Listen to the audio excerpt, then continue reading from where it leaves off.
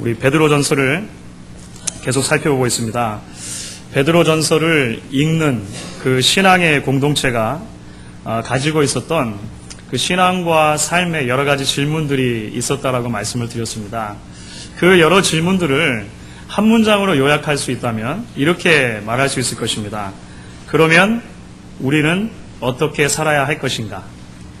좀 이해가 되시죠? 그러면 우리는 어떻게 살아야 할 것인가? 그리스도인들에게 적대적인 이 세상 속에서 그리고 예수 믿는 것 때문에 핍박과 고난이 끊이지 않는 이 세상을 살아가면서 하나님의 백성들은 계속해서 그러면 우리는 어떻게 살 것인가? 라고 하는 질문들을 던졌다라고 하는 것입니다.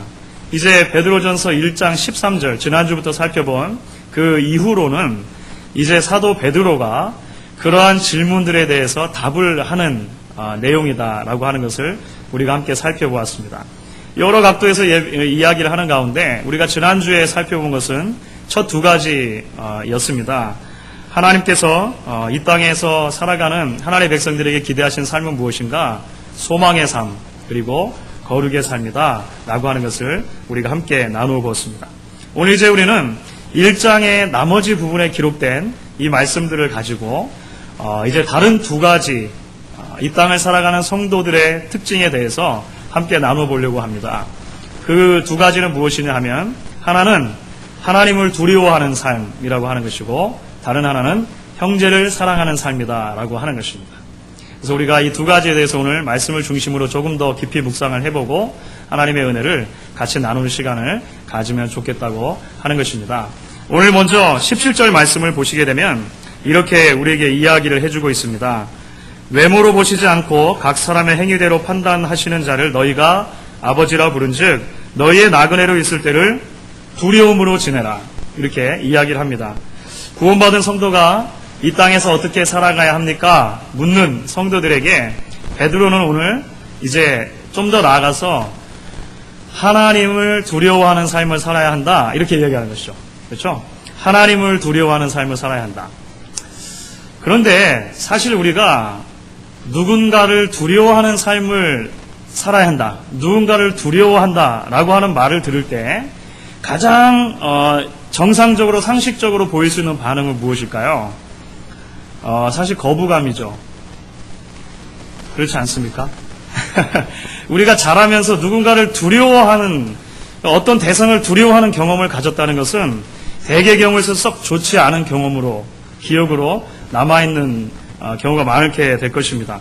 그렇기 때문에 하나님을 두려워하라고 할 때 이 하나님을 두려워한다는 말이 오해를 불러일으킬 소지가 상당히 많이 있다라고 하는 것이죠. 저희의 조국인 대한민국, 한국은 대학 입시에 굉장히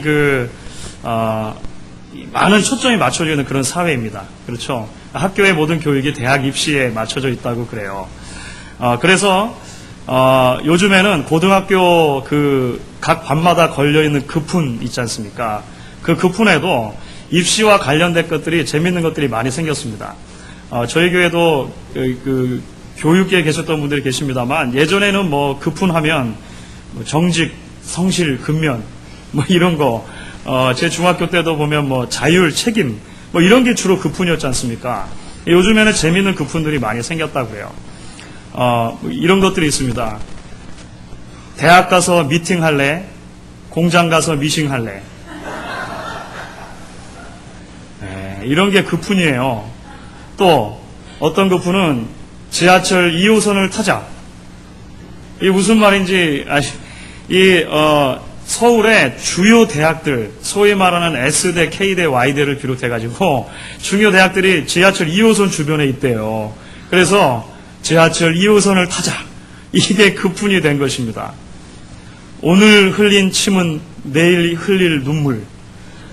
이런 급훈도 있고, 좀 더 과격한 것은 급훈인데, 내 성적에 잠이 오냐.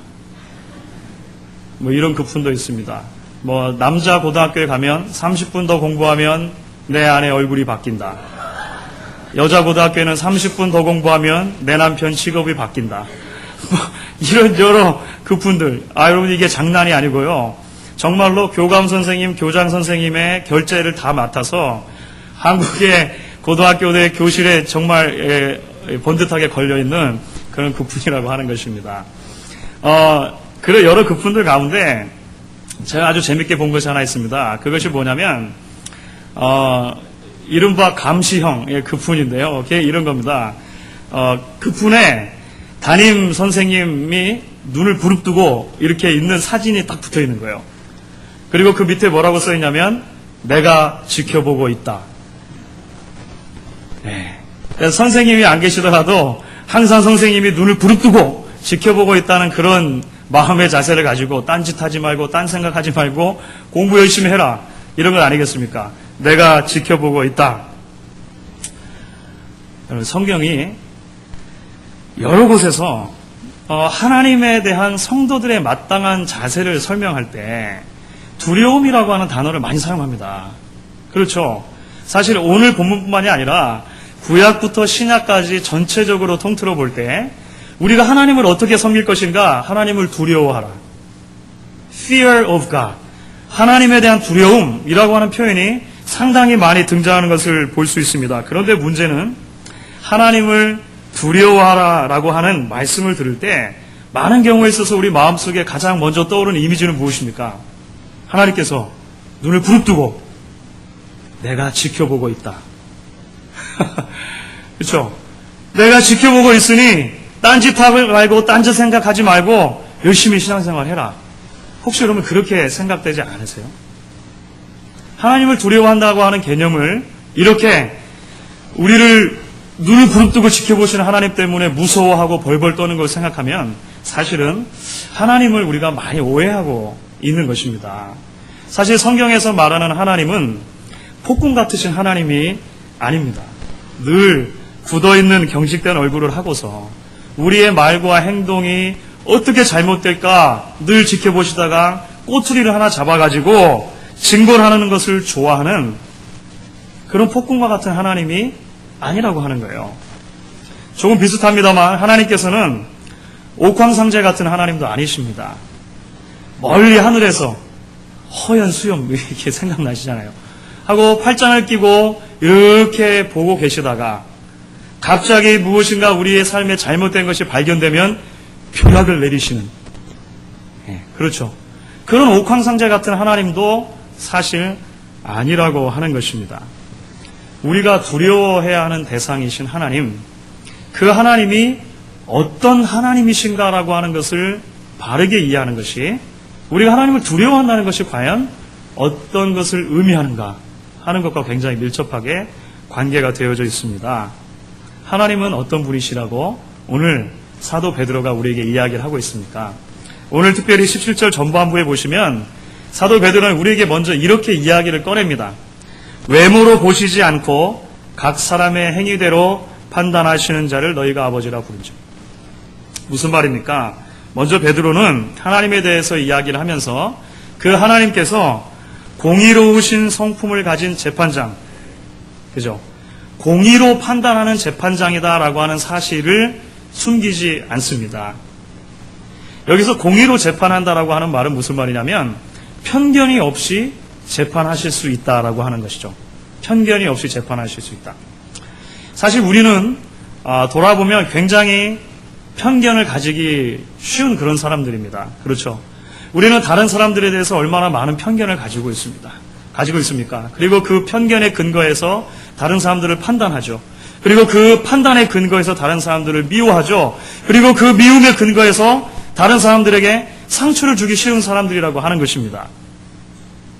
그런데 하나님은 완전하가 편견이 없이 우리를 대해 주실 수 있는 분이라고 하는 것입니다. 물론 이 말씀은 하나님께서 우리의 모든 행위를 따라서 우리 행위에 가장 적합한 대로 우리를 평가하시고 판단하시고 심판하실 수 있다는 말도 포함되어 있는 것입니다.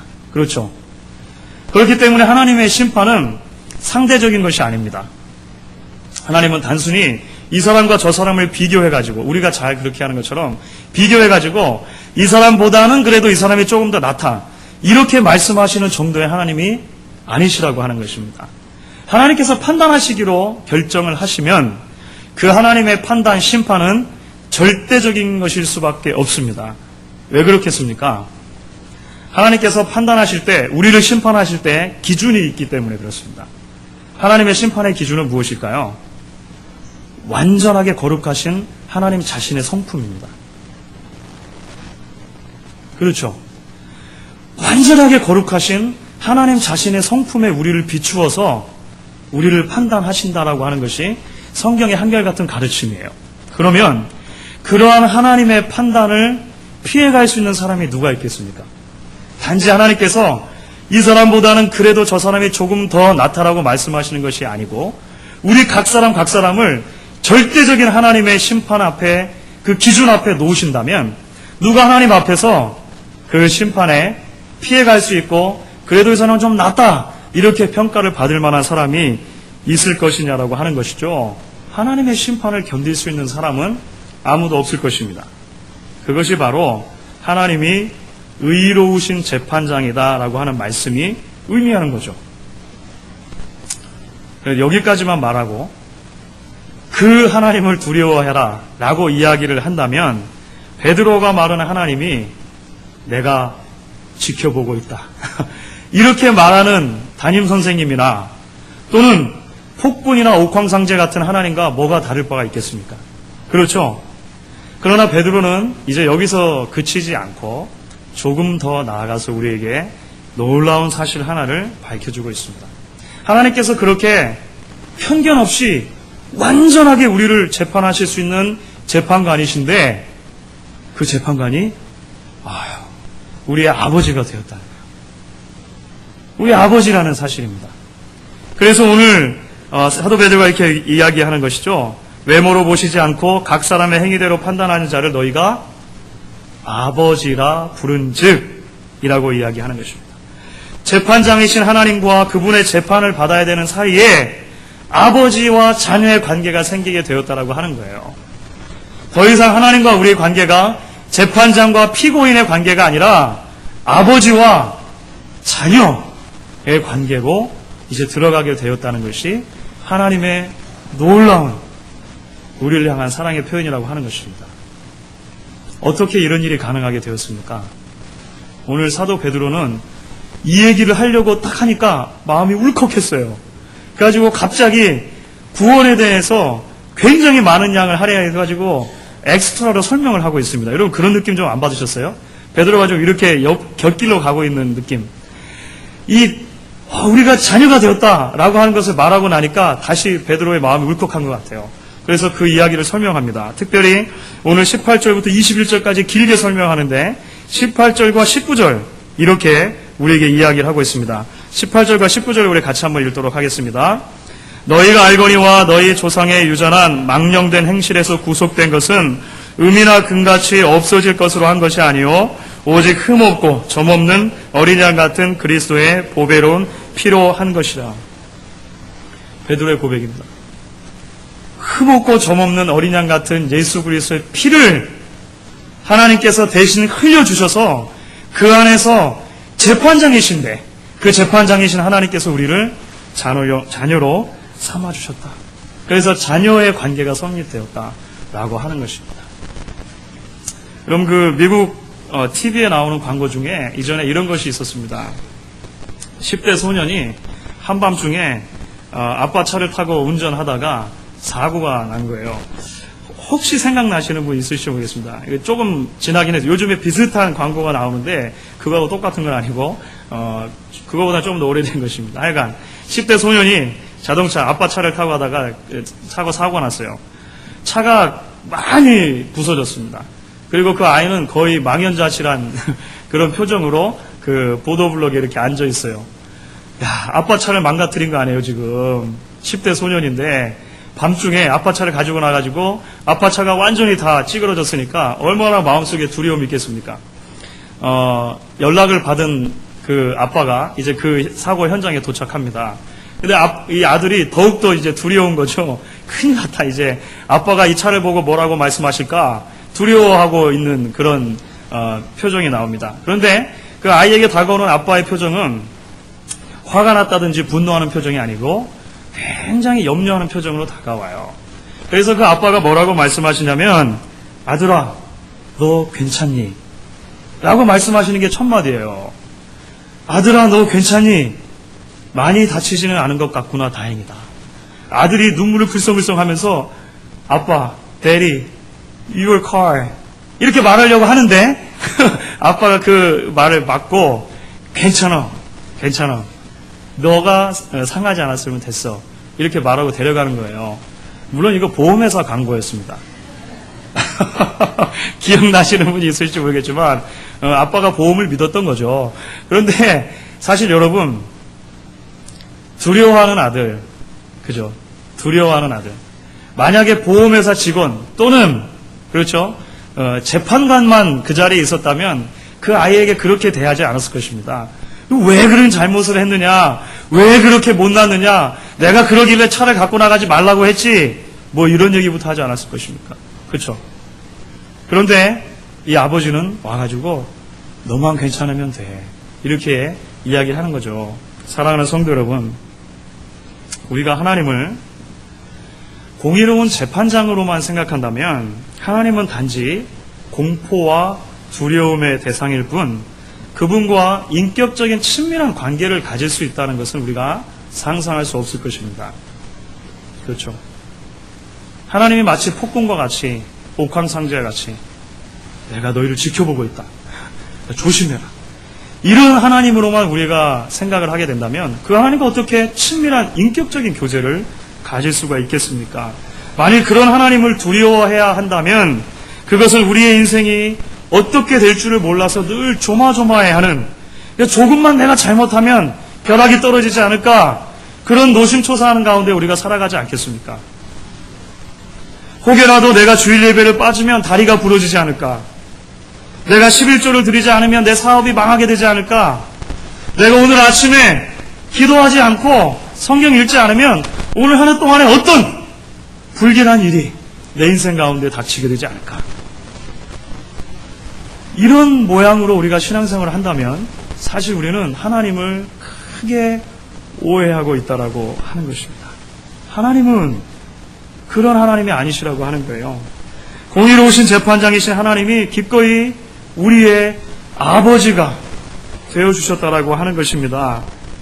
고아와 같았던 우리들, 이 땅에서 소망이 없었던 우리들을 하나님께서 예수 그리스도 안에서 자녀로 삼아주시고 그 안에 품어주신다라고 하는 것입니다. 그리고 인격적인 교제를 나누기를 원하신다고 하는 거예요. 하나님께서 우리를 다루시는 관계가 이제 더 이상 법적인 관계가 아니라고 하는 것입니다. 죄의 책임을 묻고, 그래서 내가 그 죄에 대한 값을 치렀을 때 값을 다 치른 것을 보시고 용서해 주겠다, 그런 하나님이 아니라고 하시는 것입니다. 예수님 안에서 이미 우리 죄값을 미리 치러주신 거예요. 그리고 아들아, 딸아 불러주시는 것입니다. 마치 현장에서 가늠하다 잡혀온 것 같은 우리들의 모습이었는데 우리를 품어주시고 용서해 주시고 나도 너희를 정죄하지 않겠다 말씀해 주시는 것이 바로 하나님의 사랑이라고 하는 것입니다. 여러분, 이 사실을 믿으십니까? 기적이죠. 기적이죠. 그 아버지를 우리가 두려워하며 산다는 것이 어떤 의미일까요? 지금 베드로는 그런 하나님을 두려워하라고 말씀하시는 거잖아요. 그죠?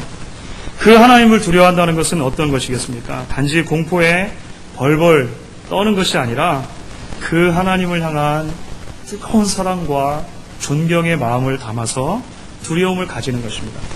그러니까 사실 성경이 말하는 하나님을 두려워한다고 말할 때 그 두려움은 번역하기가 굉장히 어려운 단어입니다. 그러니까 이게 영어로는 사실 번역이 거의 잘 안 돼요. 그래서 이게 추가로 뭔가를 덧붙이지 않으면 번역이 잘 안 되는데, 그래도 한국말로 한자어로 번역할 때는 비교적 좋은 단어가 있습니다. 경외라고 하는 거죠. 경외. 그래서 이 성경을 번역할 때 한국어로 번역한 사람들은 그 단어를 경외라고 하는 단어로 번역했어요. 굉장히 좋은 단어. 물론 그 말씀 속에 어떤 것들이 포함되어 있습니까? 감사, 감격, 존경, 신뢰, 사랑, 그리고 그런 사랑 모든 것을 덧붙여서 그 아버지를 정말로 기쁘게 하는 삶 살고 싶어서 정말로 자발적으로 그 하나님께 나아가는 이런 것들을 막 포함한 단어가 되는 거예요. 경외라고 하는 단어가. 그렇죠. 하나님을 두려워하라.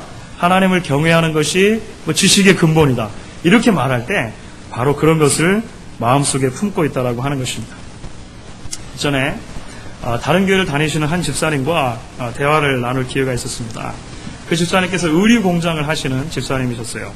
그분이 이런 얘기를 하셨습니다. 제게 목사님, 제가 하나님을 믿고 나니까 하나님께서 나의 아버지가 되신다는 사실이 얼마나 감격스러운지 모르겠습니다.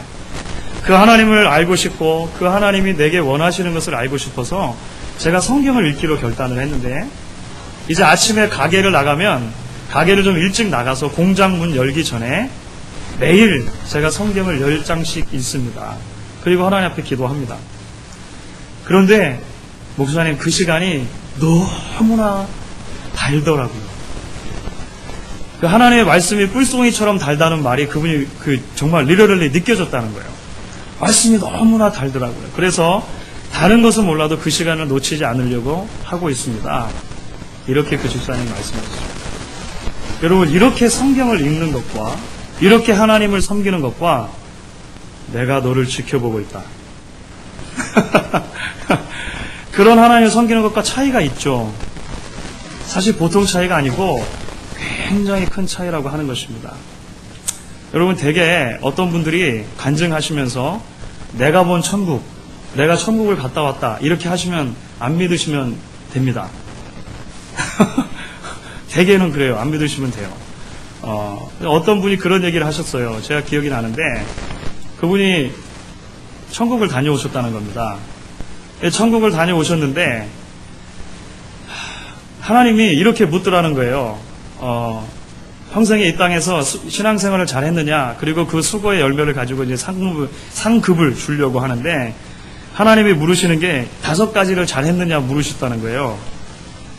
헌금을 잘 했느냐, 전도 많이 했느냐, 성경을 많이 읽었느냐, 11조를 많이 했느냐, 기도를 많이 했느냐. 예배는 빠졌고 헌금에 관한 것만 2개가 있어요. 사랑하는 여러분, 하나님이 정말로 우리에게 그렇게 물으시겠습니까? 저는 그거를 읽고 많이 슬퍼졌어요. 가장 귀한 자기 아들을 우리 위해서 보내주셔서 그 몸을 다 찢으셔서 우리를 구원하신 거 아니에요. 아무런 값어치 없는 우리를, 아무런 조건 없이 우리를 구원하신 거 아니에요. 그런데 우리가 천국에 갔는데 하나님께서 또 이런 것들을 잘했어야지만 상급을 준다고 말씀하시겠습니까? 여러분, 어떻게 생각하세요? 하나님을 오해하시면 안 됩니다. 그렇죠? 하나님께서 우리 아버지가 되신다는 사실을 끝까지 기억하시고 베드로가 지금 초대하는 그 하나님을 두려워하는 삶으로 우리가 살아갈 수 있기를 간절히 바라는 것입니다. 이제 베드로는 좀 더 나아가서 이제 우리에게 이렇게 이야기합니다. 하나님을 두려워하는 삶이라고 하는 성도의 삶의 특징에 하나를 덧붙이죠. 그것이 무엇이냐면 형제를 사랑하는 삶이다라고 하는 것입니다. 오늘 22절 말씀이죠. 우리 같이 한번 읽겠습니다. 22절 같이 읽습니다. 너희가 진리를 순종함으로 너희 영혼을 깨끗하게 하여 거짓이 없이 형제를 사랑하기에 이르렀으니 마음으로 뜨겁게 피차 사랑하라. 베드로가 이렇게 말합니다. 우리는 먼저 이런 질문을 좀 던지게 돼요. 도대체 하나님을 두려워하는 삶을 산다는 것하고 형제를 사랑하는 삶을 산다는 것이 어떤 관계가 있을까? 이렇게 생각을 해보게 되어집니다. 사실은 이 질문에 답하기 위해서는 우리가 하나님을 두려워해야 한다는 그 근거로 베드로가 제시했던 원리로 다시 돌아갈 필요가 있습니다. 하나님께서 우리의 아버지가 되셨다고 하는 거죠. 그렇죠. 그러면 하나님께서 우리의 아버지가 되셨다고 하는 사실이 형제를 사랑하는 삶을 살아야 된다는 것과 어떤 관계가 있습니까? 대개 목사님들이 어떤 관계가 있습니까? 이렇게 물을 때는 매우 밀접한 관계가 있습니다. 이렇게 대답하시면 거의 맞아요. 그렇죠? 매우 밀접한 관계가 있죠. 왜 그렇습니까? 우리가 하나님의 은혜로 자녀가 되고 나면 우리와 똑같은 방법으로 하나님의 은혜를 통해 그분의 자녀가 된 다른 사람들과 새로운 가족으로 묶이게 되어지는 놀라운 기적이 일어나기 때문에 그렇습니다. 지금 이곳에 모여 예배하는 우리 대부분은 대개는 피가 섞이지 않은 남입니다. 그렇죠. 몇 분 피가 섞인 분도 있으시겠지만 여기 모여있는 우리 성도들 대개는 서로 피 한 방울 섞이지 않은 남이었다라고 하는 거예요. 그런데 성경은 우리를 주님 안에서 새로운 가족이라고 이야기를 합니다. 왜 그렇습니까? 하나님께서 예수 그리스도 안에서 우리 모두를 입양해 주셨기 때문에 그런 것이죠. 이 성경에서 구원에 대해서 이야기할 때 입양의 개념, adoption의 개념이 굉장히 중요한 구원의 개념으로 등장합니다. 원래 하나님의 자녀가 아니었는데 하나님의 자녀로 입양해 주셨다는 거예요. 우리 모두가 다 그래서 하나님의 한 가족이 되었다라고 하는 것입니다.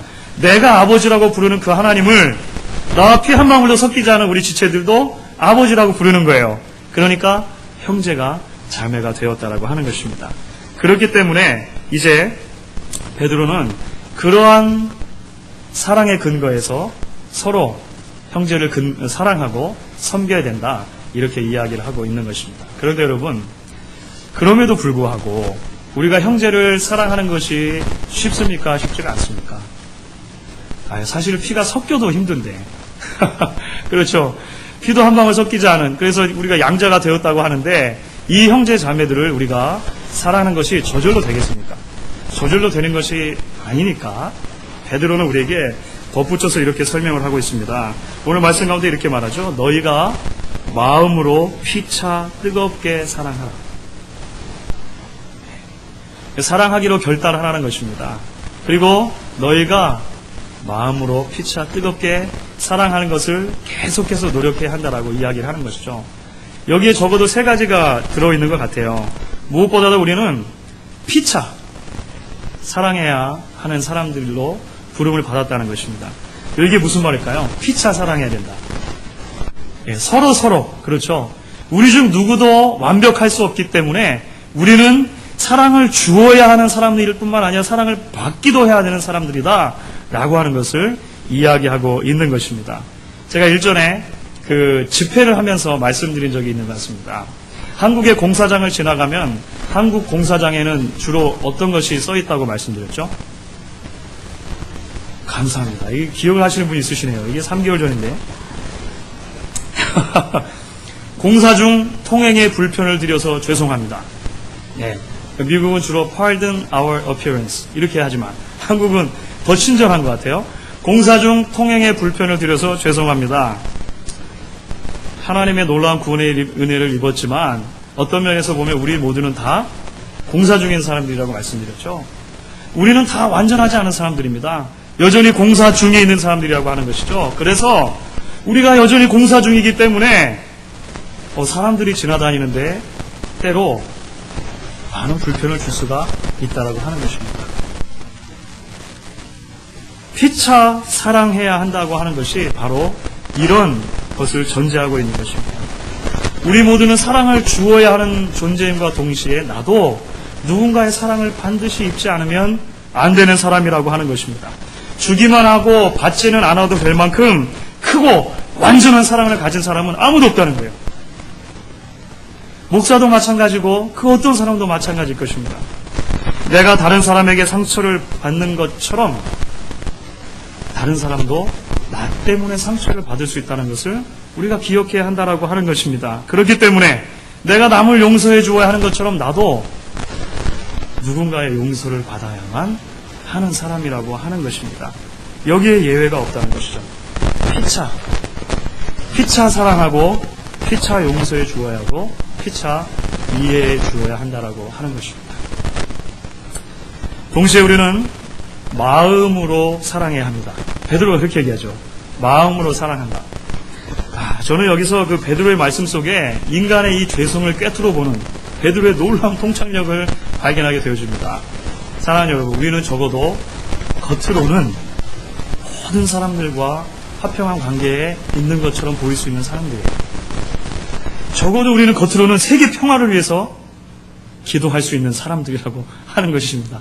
그런데 우리 마음속에 바로 곁에 있는 지체들을 향해서 아직도 풀어지지 못한 마음들 여전히 가지고 살아갈 수 있다라고 하는 것이죠. 그저 내가 심각한 상처를 받았는데 그 상처를 내가 드러내놓고 복수하지 않는 것, 갚아주지 않는 것만으로도 나는 그냥 좀 괜찮은 사람이다, 이렇게 생각하면서 우리는 살아갈 수 있다는 것입니다.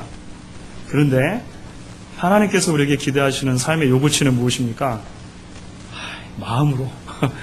마음으로 사랑하라고 이야기를 하시는 것입니다. 마음으로 사랑하지 않는 것, 그것이 사랑이 아니다라고 하는 것을 알고 계셨기 때문이죠. 마지막으로 우리는 뜨겁게 사랑해야 됩니다. 뜨겁게. 그렇죠. 여기서 뜨겁게 사랑한다고 하는 것은 물론 열정적으로 열렬하게 사랑한다는 말도 포함되어 있지만 지속적으로 사랑한다는 말이 담겨져 있는 의미입니다. 지속적으로. 사실 오늘날 일반적인 사랑에 대한 개념은요, 상대적인 사랑, 가변적인 사랑, 일시적인 사랑입니다. 그래서 한때 한국의 젊은이들 사이에 사랑에 대한 그 명제, 사랑론 하면 얘기했어요. 예, 사랑은 움직이는 거야. 이게 누가 어느 광고에 나와가지고 여배우가 얘기했대요. 그래가지고 한국 사회를 이게 다 뒤흔드는. 그래서 누가 뭐 사랑이 뭐냐 그러면 다 그렇게 말하는 거예요. 사랑은 움직이는 거야. 멋있어 보이고 막 그러잖아요. 그래가지고 사랑은 움직이는 거야. 가변적인 사랑이 마치 사랑의 가장 아름다운 그 어떤 가치인 것처럼 그렇게 이야기를 하게 됐다는 것입니다. 그런데 성경이 말하는 사랑은 어떤 것입니까? 사랑은 움직이지 않는 것이다 라고 하는 것이 성경이 말하는 사랑이라는 것입니다. 하나님께서 우리를 그렇게 사랑하지 않으셨습니다. 우리를 예수 그리스도 안에서 사랑하시기로 결단하셨을 때 하나님은 이제 더 이상 우리의 형편과 조건과 우리가 행하는 것, 행하지 않는 것 때문에 더 사랑하기도 하고 덜 사랑하는 그런 하나님이 아니시라고 하는 거예요. 하나님의 사랑은 움직이지 않는 절대적인 사랑이었다라고 하는 것입니다. 그 사랑 때문에 오늘도 여전히 우리가 살아서 숨쉬고 있는 것이죠.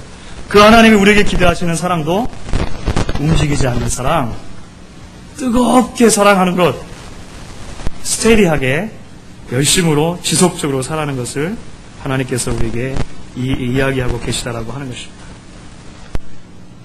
단지 공사 중일 정도가 아니라 원수였던 우리를 하나님 사랑해 주셨습니다.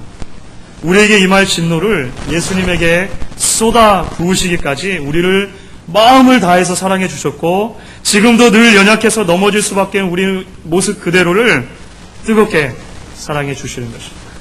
사랑하는데 너무나도 서툴고 익숙지 않은 우리들을 그 사랑에 근거해서 서로 사랑하라, 이렇게 하나님께서 이야기를 하고 계시는 것입니다. 이제 말씀을 정리하려고 합니다. 오늘 말씀을 딱 요약하면 이것이죠. 하나님을 경외하라, 그리고 형제를 사랑하라. 저는 이 말씀을 읽으면 복음서 가운데 한 대목이 생각이 납니다. 한 율법사가 예수님께 찾아온 것이죠. 그래서 예수님, 가장 큰 율법이 무엇입니까? 이렇게 묻습니다. 예수님께서는 내 마음을 다하고 목숨을 다하고 뜻을 다하여 주 너의 하나님을 사랑하라 하셨으니 이것이 크고 첫째 되는 계명이요 둘째는 그와 같으니 내 이웃을 내 몸과 같이 사랑하라 하셨다. 이게 놀랍게도 베드로의 가르침이 예수님의 가르침과 일치하죠. 어떻게 보면 오늘 말씀을 통해서 베드로가 주시는 것은 그리스도인으로 산다는 것이 도대체 무엇입니까? 라고 묻는 우리에게 주시는 모범 답안과도 같다라고 하는 것입니다. 사랑하는 성도 여러분, 베드로 사도가 오늘 모여 함께 예배하는 우리를 그런 삶으로 초대하고 있습니다. 하나님을 경외하는 삶으로, 그리고 형제를 사랑하는 삶으로 우리의 삶을 가꾸어 가기로 결단하는 저와 여러분이 될 수 있기를 주님의 이름으로 간절히 축원합니다.